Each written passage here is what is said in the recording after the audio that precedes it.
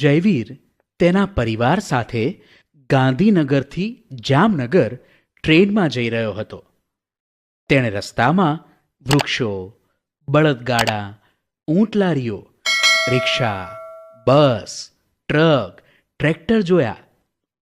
આપણે જે રેલવેમાં મુસાફરી કરીએ છીએ તે ભારતમાં આશરે 150 વર્ષથી ચાલે છે, જ્યારે બળદગાડા સૌથી જૂના છે. હજારો વર્ષો પહેલાંના માનવી પાસે આવવા જવા માટેના કોઈ જ સાધન ન હતા, ત્યારે તેઓ એક સ્થળેથી બીજા સ્થળે પગપાળા જ જતા હતા. આદિમાનવ એટલે ખૂબ જ જૂના સમયના માનવો, જેઓ ભટકતું જીવન જીવતા અને શિકાર કરીને પોતાનો સમય વ્યતીત કરતા. માનવીની આ અવસ્થાને શિકાર કરનાર અને એકઠું કરનાર કહેવામાં આવે છે.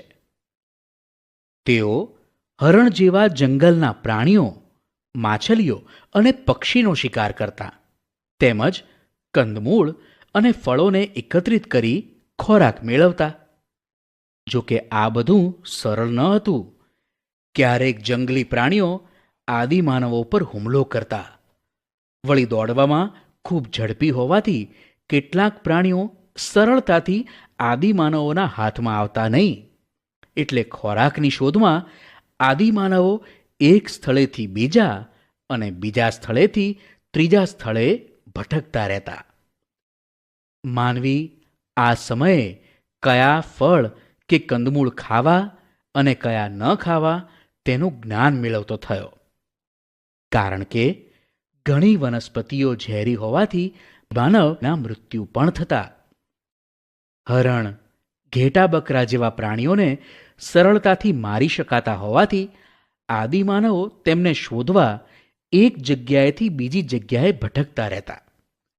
વળી પાણી જીવનની જરૂરિયાત હોવાથી જ્યાં પાણી મળી રહેતું ત્યાં તેઓ રહેતા. પુરાતત્વશાસ્ત્રીઓ, નૃવંશશાસ્ત્રીઓ અને ઇતિહાસકારોએ મળીને ભારતના આદિમાનવના વસવાટના અનેક સ્થળો શોધી કાઢ્યા છે. સાથે સાથે તેઓ જે ઓજારો વાપરતા તેની માહિતી પણ શોધી કાઢી છે. તેઓ પથ્થરો અને લાકડાના હથિયારો અને ઓજારોનો ઉપયોગ કરતા. ક્યારેક હાડકાના ઓજારોનો પણ ઉપયોગ કરતા. શિકારી અને ભટકતું જીવન જીવતા માનવો પથ્થરની ટેકનોલોજી સાથે સંકળાયેલા હોવાથી આ સમયને પાષાણ યુગ કહેવામાં આવે છે.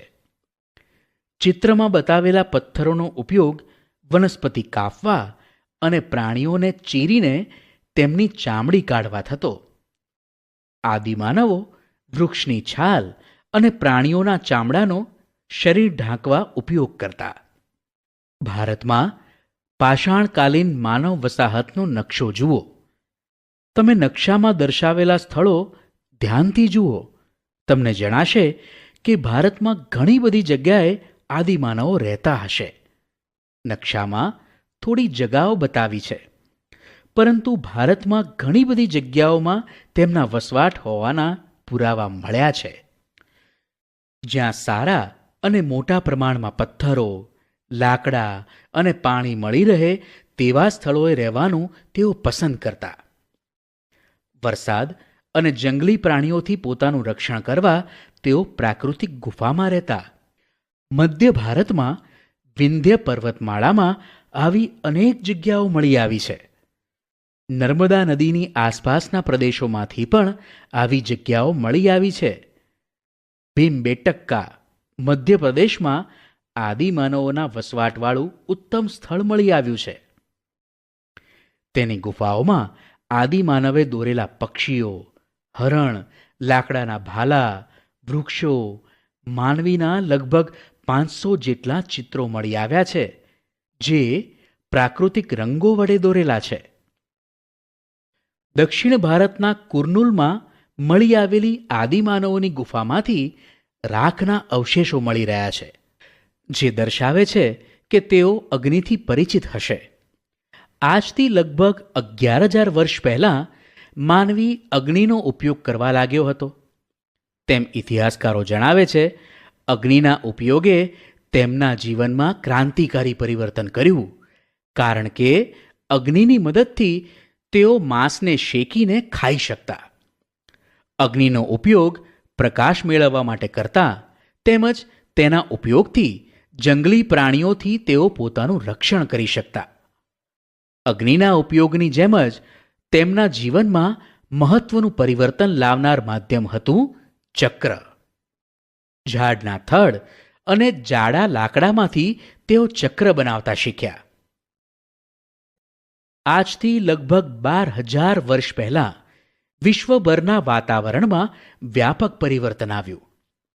દુનિયાના અનેક ક્ષેત્રોમાં તાપમાન વધતા વનસ્પતિ અને ઘાસના ક્ષેત્રો ઊભા થયા. તેને પરિણામે ઘાસ ખાનારા હરણ, ઘેટાં, બકરા જેવા તૃણાહારી પ્રાણીઓની સંખ્યા વધવા લાગી. તેનો લાભ આદિમાનવોને ચોક્કસ મળ્યો. તેઓ આવા પ્રાણીઓની રીતભાતનો અભ્યાસ કરવા લાગ્યા અને આમ તેમનો માનસિક વિકાસ પણ થવા લાગ્યો. વાતાવરણમાં આવેલ પરિવર્તનને કારણે ઘાસ, વૃક્ષો, વનસ્પતિ સાથે સાથે ઘઉં, જવ અને અન્ય ધાન્યોના સંપર્કમાં તેઓ આવ્યા. પથ્થરના ઉપયોગ દ્વારા સ્ત્રી, પુરુષો અને બાળકો અનાજના દાણા એકત્રિત કરતા. કુતૂહલ વૃત્તિથી થયેલા આ કાર્યોએ ધીમે ધીમે કૃષિની શરૂઆત થતાં તેમણે ધાન્ય ઉગતું હોય તેની આસપાસ ગારા, માટી, ઘાસના મકાનોમાં રહેવાનું શરૂ કર્યું અને ક્રમશઃ તેમના ભટકતા જીવનનો અંત આવ્યો અને સ્થાયી જીવનની શરૂઆત થઈ. તેમના સ્થાયી જીવનનો પ્રથમ સાથીદાર કે મિત્ર કૂતરો હતો. તે સિવાય તેઓ ઘેટા બકરા અને ગાય, ભેંસ, ભૂંડ જેવા પશુઓથી પણ પરિચિત હતા. ધીમે ધીમે તેમણે આવા પશુઓની સાથે પણ સમાયોજન શરૂ કર્યું. આવા પાલતુ પશુઓનું તેઓ જંગલના હિંસક પ્રાણીઓથી રક્ષણ કરતા. આમ તેઓ ખેતીની સાથે સાથે પશુપાલન સાથે સંકળાયા. જોકે તેમણે પશુઓનો ઉપયોગ દૂધ માટે ક્યારથી કર્યો તે અંગે સંશોધન થઈ રહ્યું છે. કૃષિની શરૂઆત અને પશુપાલન પ્રવૃત્તિએ આદિમાનવને ભટકતા જીવનમાંથી સ્થાયી જીવન તરફ પરિવર્તિત કર્યો.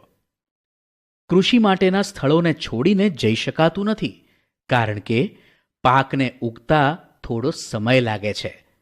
તેને પાણીની જરૂર પડે છે અને પાક તૈયાર થતાં અનાજના છોડને કાપીને તેમાંથી અનાજ કાઢવું પડે છે. આ પ્રક્રિયાએ ભારતમાં સ્થાયી જીવનની શરૂઆત કરી. અનાજ સંગ્રહ કરવા તેમણે માટીના માટલા, ઘડા વગેરે બનાવવાની પણ શરૂઆત કરી. હવે ભટકતા જીવનનો અંત આવતા તેમના ખોરાક, પોશાક અને રહેઠાણમાં વ્યાપક પરિવર્તન આવ્યા. તેઓ ઘઉં, જવ અને પશુઓના માંસ ઉપરાંત માછલી અને તેમની વસાહતની આસપાસના ફળો ખાતા અને ગાર, માટી અને ઘાસના મકાનોમાં રહેતા. ખેતી કરતા ખેતીના ઓજારો પથ્થરોમાંથી બનાવતા, જેમાં ખુરપી, છીણી, દાંતરડાનો સમાવેશ થાય છે. અહીં કોષ્ટકમાં ભારતની એવી જગ્યાઓ બતાવવામાં આવી છે જ્યાં અનાજ, રહેઠાણ, ઓજારો અને પ્રાણીઓના અવશેષો મળી આવ્યા છે.